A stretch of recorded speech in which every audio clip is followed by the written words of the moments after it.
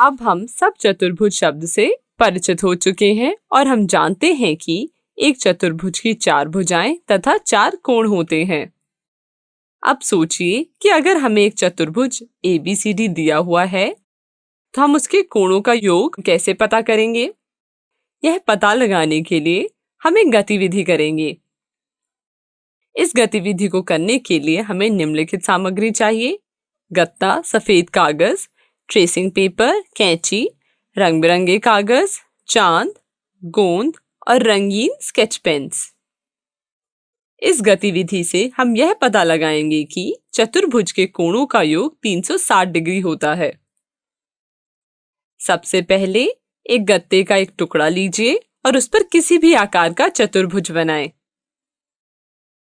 अब drawing sheet में से चतुर्भुज को काट लीजिए और उसका नाम ABCD रख दीजिए।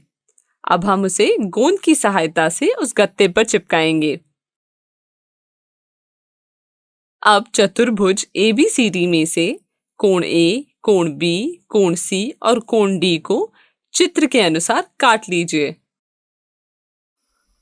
चारों कटे हुए कोणों को बिंदु O पर चित्र अनुसार लगाएं। अब सारे कोणों को चांद की मदद से नापें और अपने नोटबुक में उनके माप लिखें। कोण A का माप लिखें, कोण B का माप लिखें, कोण C और कोण D का माप लिखें। अब सारे कोणों को जोड़ें और उसके जोड़ को अपनी नोटबुक में लिखें। आप पाएंगे कि कोण A प्लस कोण B प्लस कोण C प्लस कोण D का जोड़ 360 डिग्री आएगा। अतः हमने इससे सिद्ध किया कि चतुर्भुज के सारे कोणों का जोड़ 360 डिग्री होता है। चतुर्भुज के इस गुण को कोण योग गुण कहते हैं। यह बहुत ही महत्वपूर्ण गुण है और कई प्रकार के चतुर्भुजों से संबंधित समस्याओं को हल करने में उपयोगी है। कृपया इसे अपनी कॉपी में नोट कर लें। चलिए चतुर्भुज के कोण योग गुण को गणितीय रूप से साबित करें। एक चतुर्भुज ABCD के कोणों का योग होगा कोण A प्लस कोण B प्लस कोण C प्लस कोण D।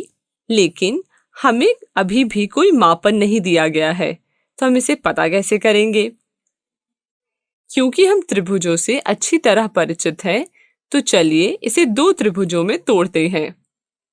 त्रिभुज प्राप्त करने के लिए शीर्ष A तथा C को मिलाएं। यहाँ हमारे पास 2 त्रिभुज है, त्रिभुज ABC तथा त्रिभुज ADC। अब क्या आप याद कर सकते हैं कि त्रिभुज ABC के कोणों का योग क्या है? जी हाँ, हम पढ़ चुके हैं कि त्रिभुज के तीनों कोणों का योग 180 डिग्री होता है, इसलिए हम ये गुण दोनों त्रिभुजों में लगा सकते हैं। इसलिए हम चतुर्भुज को 2 त्रिभुजों में विभाजित कर रहे हैं।